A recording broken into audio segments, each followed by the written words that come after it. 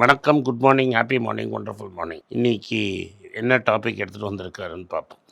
வணக்கம் வணக்கம் sir. Sir, நம்ம ஒரு விஷயத்தை செய்யறதுக்கு முன்னாடி பல பேர் கூட நம்மளை கம்பேர் பண்ணிக்கிறோம். அந்த கம்பேரிசன் நம்மளை ஒரு சில நேரங்களில் முன்னாடி எடுத்துகிட்டு போகுது. இப்போது நிறைய ஹிஸ்ட்ரி புக்ஸ் எல்லாம் படிக்கிறோம். நான் ஒரு டெசிஷன் எடுக்கிறேன் அப்படின்னா அந்த டெசிஷனை அவங்க வின் பண்ணவங்க எடுத்த டெசிஷன் மாதிரியே நானும் பண்ணுறேன் அப்படின்னு கம்பேர் பண்ணும்போது நான் ஒரு ஸ்டெப்பு முன்னாடி எடுத்து வைக்கிறேன். ஆனால் பல நேரங்களில் அது ஃபெயிலியராக தான் வந்து நிற்கிது. ஃபஸ்ட்டு நீங்கள் ஒன்று புரிஞ்சுக்கோங்க. ஹிஸ்ட்ரி புக்லன்னு பார்க்குறச்சே லேர்னிங். அந்த பர்சன் போயிட்டான், அவன் இறந்து போயிட்டான், அந்த ரிட்டையர் ஆகி முடிஞ்சிட்டான். இப்போ நான் கபில் தேவை பார்த்து இன்றைக்கி இருக்கிற 20 வயசு பையன் கபில் தேவை பார்த்து ஏதோ கற்றுக்குறான்னா, he is not comparing himself with Kapil Dev, he is modelling himself on Kapil Dev. ரைட்டா? கபில் தேவை பார்த்து அதே மாதிரி இவன் மாடல் பண்ணுறான். நீங்கள் வினோத் காம்ப்ளிக்கும் சச்சினுக்கும் I am modelling myself either on Vinod Kambli, I am modelling myself on Sachin Tendulkar. ஏன்னா I am learning from them. அவங்கள்ட்ட நான் கற்றுக்கிட்டு நான் இங்கே போகிறேன்.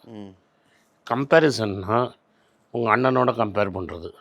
உன் அண்ணனுக்கு 2 பிஸ்கெட் எக்ஸ்ட்ரா கொடுத்தானா வீட்டில், எனக்கு ஒரு பிஸ்கெட் கம்மியாக கொடுத்தாங்களா, அவனுக்கு ஸ்கூல் ஃபீஸ் எவ்வளோ கட்டினாங்க, எனக்கு எவ்வளோ ஸ்கூல் ஃபீஸ் கட்டினான், என் ஃப்ரெண்டுக்கு இன்ஜினியரிங் காலேஜில் ஐஐடியில் சீட்டு கிடச்சிச்சு, எனக்கு சாதாரண காலேஜில் சீட்டு கிடச்சிது அப்படின்னு பார்த்து பொறாமப்படுறது. ஸோ இதில் பொறாமன்னு கம்பேரிசனில் நீங்கள் சொன்னது தேர் யூ லேர்ன். அதனால் பொறாமைக்கு கிடையாது.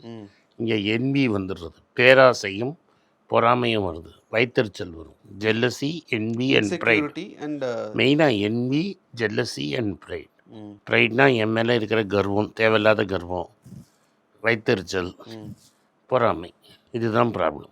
அவனோட தட்டில் நிறைய விழுந்துருச்சு, அது இந்த தட்டில் விழுந்தால் இன்னும் நல்லா இருக்குமே அப்படிங்கிறது stops you from progressing. But அதுக்காக கம்பேர் பண்ணாமலும் இருக்க முடியுமா சார்? அப்சல்யூட்லி கம்பேர் பண்ணாமல் இருக்கிறவன் தான் சக்ஸஸ்ஃபுல்லாக இருப்போம். ஏன்னா ஒரு நம்பர் ஒருத்தங்க முன்னாடி எடுத்திருக்காங்க, அந்த நம்பரையும் நான் என்னோட நம்பரையும் கம்பேர் பண்ணி ஒரு க்ரோத்துக்கு கூட கம்பேரிசன் இஸ் நோ குட். அதனால தான் இந்த ரேங்க் வந்து first rank, second rank, third rank போடுறதுலாம் எனக்கு நம்பிக்கையே கிடையாது. ஸ்கூல்ஸ் அப்படி தானே சொல்லி தப்பு. எனக்கு how can I have to run a race with myself. நான் என்னோட தான் கம்பீட் பண்ணணும். I cannot compete with others. நான் வந்து எனக்குன்னு நான் ஒரு ஸ்பெசிஃபிக்காக என்னை ஒரு ஹியூமன் பீயிங்காக என்னை ஒரு மாதிரி நீங்கள் க்ரியேட் பண்ணியிருக்கீங்க. என்னோட ஸ்ட்ரென்த் அண்ட் வீக்னஸ் எனக்கு தெரியும். So I can compete only with myself. நான் பக்கத்து வீட்டு பையனோட என்னை கம்பீட் பண்ண முடியாது. இப்போ நம்மளோட எக்ஸாம் இப்போ எனக்கு எப்படின்னு தெரியாது. I am completely out of touch. But CBSE school வரைக்கும் நான் பார்த்தேன், ஐசிஎஸ்சி ஸ்கூல் வரைக்கும் நான் அந்த காலத்தில் பார்த்ததில்ல. கொஸ்டின் 1 டைம், ஆன்சர் 5 டைம் எழுதணும். அப்படின்னா என்னென்னா டப்பா அடிக்கணும், அதான் உருத்தட்டணும். நாங்களும் அப்படி தான் இருந்தோம் சார். இப்போ அதான் இப்போ தெரியாதுன்ட்டேன். ஸோ ஏன்னா சாஸ்வத் பாஸ் பண்ணி 6-7 வருஷம் ஆகிடுச்சு. So I have lost touch. And Shashwat 8ஆம் கிளாஸ் வரைக்கும் தான் இந்த சிஸ்டமில் படித்தான். அதுக்கப்புறம் யோசிக்கிற சிஸ்டம் மாறிட்டான். அது என்ன சிஸ்டம் சார்? அது IB. Okay. Very it we are force to think. புஸ்தத்தையே நோட் புக்கே கையில் கொடுத்துருவான். ஒரு நல்ல ஸ்கூலில் புக்கே உங்கள் கையில் கொடுத்துட்டு எக்ஸாமினா கூட நீ படுத்த மிஷின் தான் பாஸ் பண்ண. ஓகே, ஓப்பன் புக் எக்ஸாம் மாதிரி. நீ புக்கை வச்சுட்டு கான்செப்ட் புரியலன்னா எக்ஸாம் எழுத முடியாது. பட் நம்ம சிஸ்டமில் எப்படின்னா கொஸ்டின் 1 டைம், ஆன்சர் 5 டைம். ஆமாம். நான் ஸ்டாண்டர்டாக என்ன பண்ணுவேன்னா, என்கிட்ட ஃபிசிக்ஸ் படித்தவன் வந்தான்னு வைங்க, முதல்ல அவனை நியூட்டன்ஸ் லா ஆஃப் மோஷன் கேட்பேன். மொத்தம் கூட இது வரைக்கும் என்கிட்ட பதில் தரேன். என்னோடய லாங் கேரியரில் 3 லாஸ் ஆஃப் நியூட்டன் வந்து இது வரைக்கும் ஃபிசிக்ஸ் படித்து என்கிட்ட இன்டர்வியூக்கு வந்தவன் மொத்தம் கூட சொன்னது கிடையாது. வெரி பேஸ் 6ஆம் கிளாஸ் ஃபிசிக்ஸ். நான் ஐன்ஸ்டைன் தியரி ஆஃப் ரிலேட்டிவிட்டி, கர்வில் என்ன ஆகும் அதெல்லாம் கேட்கல. ஷார்டிங்கர் ஈக்குவேஷன் இதெல்லாம் கேட்கல. 6th ஸ்டாண்டர்ட் ஃபிசிக்ஸ் கேட்பேன். மோஸ்டோட 3 லா என்ன, வோல்டேஜுக்கும் ரெசிஸ்டன்ஸ் கரண்ட்டுக்கு என்ன ரீசன், நீங்கள் இன்ஜினியர் அதெல்லாம் கேட்பீங்க. அதெல்லாம் 6ஆம் கிளாஸ். I = V/Rங்கிறது Ohm's law. சரி சார். இதெல்லாம் வந்து நீ அந்த சப்ஜெக்ட் படிச்சுட்டு வந்தவன சொல்கிறேன். ஆமாம் ஆமாம். ஒரு வாட்டி பிஏ லிட்ரேச்சர் படித்தவனா நான் இன்டர்வியூ எடுத்தேன். அவனுக்கு ஷேக்ஸ்பியர்னா யாருன்னு தெரில, இங்கிலீஷ் லிட்ரேச்சர். மொத்தம் ஃபிலாசபி படித்தவனை இன்டர்வியூ எடுத்தேன். அவனுக்கு ராதாகிருஷ்ணன்னா யாருன்னு தெரில. இப்போ நான் ஒன்று ராதாகிருஷ்ணன்னா நீ தெரியாமல் இருக்கலாம், அவர் ஒரு பிரசிடென்ட்டுன்னு சொல்லலாம். அவர் என்ன படித்தார் அதெல்லாம் உனக்கு தெரியாமல் இருக்கலாம். பட் நீ ஒரு இந்தியன் ஃபிலாசபியோட ஸ்டூடெண்ட்டாக இருந்தேன்னா உனக்கு ராதாகிருஷ்ணன் தெரியாமல் இருக்க முடியாது. நீ இங்கிலீஷ் லிட்ரேச்சர் படித்தேன்னா ஷேக்ஸ்பியர் படிக்காமல் நீ படிக்க முடியாது. நீ ஃபிசிக்ஸ் படித்தேன்னா நீ ஓம்ஸ் லாவும் நியூட்டன் படிக்காமல் ஃபிசிக்ஸே முடியாது, நிறுத்த முடியாது. நான் சொல்கிறது எப்படி புரியல. பாஸ் பண்ணாங்கன்னே சந்தேகம் தான். நான் வந்து உன்னை வந்து இல்லாத சப்ஜெக்ட்லலாம் கேள்வி கேட்கல. நீ சோகால்டு படித்த சப்ஜெக்ட்லேருந்து தான் கேள்வி கேட்குறேன். நீ அக்கௌண்ட்ஸ் படிச்சுட்டு ஒரு சுச்சுவேஷனில் எது டெபிட் எது கிரெடிட்னு உனக்கு தெரியலன்னா நீ வேஸ்ட்டு. அசட்டுக்கும் லைபிலிட்டிக்கும் நான் பிகாம் படித்தவனை அசட்டுக்கும் லைபிலிட்டிக்கும் வித்தியாசம் கேட்பேன். அவனால் எது அசட்டு எது லைபிலிட்டின்னு கூட சொல்ல முடியாது. பார்க்குறவங்க இப்போ யோசிச்சுட்டு இருப்பாங்க, அப்போ எங்கிட்ட எத்தனை கேள்வி நீங்கள் கேட்டிருப்பீங்கன்னு. ஓகே, நான் எதுக்கு சொல்ல வரேன்னா, அப்போ நீ என்ன படித்து என்ன கம்பேரிசன் பண்ணி உனக்கு சப்ஜெக்டே தெரில. நான் ஃபிசிக்ஸில் சென்டம் வாங்கலை. என்னால் நியூட்டோனியன் லா, கிர்ச்சாஃப் லா இப்போ என்னால் சரமாக சொல்ல முடியும். ஓகே சார், இப்போ நீங்கள் சொன்னே எனக்கு டக்குன்னு தோணுது. அப்போது நான் கம்பேர் பண்ணுறேன், கம்பேர் பண்ணுற அளவுக்கு எனக்கு தகுதி இல்லை. அப்படி கிடையாது. நீ எதுக்கு வந்திருக்கிற? நான் நியூட்டனை புரிஞ்சுக்கிறதுக்காக வந்திருக்கேன் இந்த கிளாஸில். என்னை விட அதிகமாக தகுதி இருக்கிறவங்க கூட கம்பேர் பண்ணுறது தப்பு. தகுதி கம்மியோ ஜாஸ்தியோ அது உன் ப்ராப்ளம் இல்லை பாஸ். இப்போ என்ன 6ஆம் கிளாஸ் ஃபிசிக்ஸ் புக் கொடுத்தேன்னா என்னோட வேலை என்ன? மார்க் வாங்கிறது இல்லை. என்னோட வேலை நியூட்டனை லைஃப் லாங் எனக்கு செத்து போகிற அன்றைக்கி வரைக்கும் நியூட்டன் தெரியணும். நாங்கள் அதை பண்ணுறது இல்லையே சார். 100 மார்க் எப்படி 90 எடுக்க? அதுதான் ப்ராப்ளம். அங்கே தான் comparison. That is why you will not succeed in life. உனக்கு நியூட்டன் இன்ட்ரெஸ்ட் என்ன படிக்காதங்கிறேன். Okay, understood, very clear.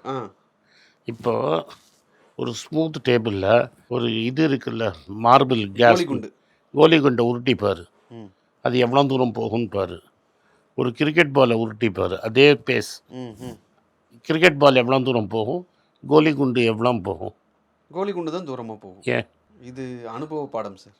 இல்லை, அது Newton's first law. Okay, everybody will continue in state of rest or of motion or uniform motion along a straight line unless acted upon by an external force. In the case வந்து இந்த friction between the ball and the smooth table is higher in a cricket ball than lower in a marble. ஏன்னா ரெண்டுமே smooth surface.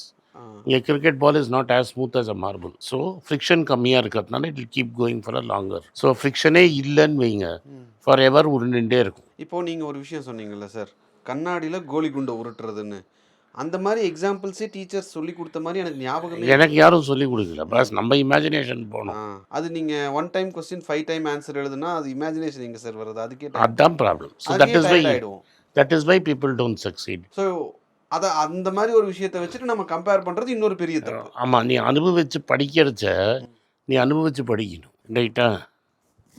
Stock மார்க்கெட்டில் எவ்வளோ காசு பண்ணுறேன்னு முக்கியமே கிடையாது. நான் பஃபெட் குரு, பஃபெட்டேன்னு நான் கற்றுக்கணும். பஃபெட் வந்து 150 பில்லியன் பண்ணிட்டான், அதனால் நான் 150 பில்லியன் பண்ணுங்கிறதுல எனக்கு இன்ட்ரெஸ்டே கிடையாது. நான் ஒரு ஷேரை வாங்கி அந்த $10 $15 ஆக்கிட்டேன்னா then I am at pass with the master. I have learnt enough. Then if I start comparing myself with Buffett, என்றைக்கும் என்னால் 300 பில்லியன் பண்ண முடியாது. நான் பொறாமையில் கற்றுக்கவே மாட்டேன். The idea is not to make 300 billion. என்கிட்ட இருக்கிற 1 மில்லியன், அதாவது ஒரு 1 மில்லியனுங்கிறது இன்றைக்கி 10 கோடி. என்கிட்ட 1 கோடி இருந்தால் என் வாழ்க்கையில் அதுக்கு மேலே எனக்கு செலவே பண்ண முடியாது. என்னால் மாதம் ஒரு 50,000-60,000 ரூபாய்க்கு மேலே நான் தனியாக இருந்தேன்னா, லக்கிலி எனக்கு மெடிக்கல் எக்ஸ்பென்ஸ் இல்லாததுனால என்னால் 70,000-80,000 ரூபாய்க்கு மேலே செலவே பண்ண முடியாது. அப்போ நான் 1 பில்லியனை வச்சுட்டு என்ன பண்ணுவேன்? எனக்கு அது ஒன்றுமே யூஸு கிடையாது. ஸோ அந்த மனப்பானையில் இருந்தேன்னா அவன் என்ன பண்ணுறான், அதை எப்படி அவன் வாங்குகிறான், அதை எடுத்து நம்ம எப்படி அப்ளை பண்ண முடியுது, அப்ளை பண்ணால் அது அங்கே ஒர்க் அவுட் ஆகுதா? சூட்சமத்தை கற்றுக்கணும், கம்பேர் பண்ணாதீங்க. I am willing to learn. Gavaskar batting ஆன்லேருந்து என் வாழ்க்கைக்கு நான் என்ன கற்றுக்கலாம்? ஸோ ஈவன் ஹிஸ்ட்ரியில் எனக்கு கம்ப்ளீட்லி பிடிக்காத ஃபிகர்ஸ்டேன்னு கூட நான் என்ன கற்றுக்கலாம். Okay sir. ஸோ ஒவ்வொருத்தருந்து கற்றுக்கணுமே தவிர கம்பேர் பண்ணி பார்க்குறதுன்றது அது முட்டாள்தனம் இல்லை. எனக்கு என் வயிறு எனக்கு, அவன் வயிறு அவருக்கு. Right sir, it's a good lesson for today. So you will be peaceful.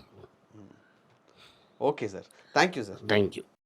எல்லாருக்கும் வணக்கம். எல்லாருக்கும் ஒரு இம்பார்ட்டன்ட் அறிவிப்பு. நான் யார்ட்டையுமே பணம் வாங்குறது கிடையாது. நான் யாரையும் டைரெக்டாக கன்சல்ட் பண்ணுறது கிடையாது. என் பேரை சொல்லி நிறைய ஸ்கேம் நடக்குது. டெலிகிராம் குரூப், வாட்ஸ்அப் குரூப்னு. எனக்கு இருக்கிற வாட்ஸ்அப் குரூப்லாம் சும்மா இன்ஃபர்மேஷனுக்கு மட்டும்தான். நான் செபி ரிஜிஸ்டர்ட் அட்வைசர் கிடையாது. நான் சேனல் நடத்துறது எஜுகேஷன் பர்பஸ். அதில் ப்ரைஸே பேச மாட்டேன். இதை வாங்கு அதை வித்துருன்னு சொல்லவும் மாட்டேன். என் பேரை சொல்லி பண்ணுறாங்கன்னா ஏமாந்துடாதீங்க.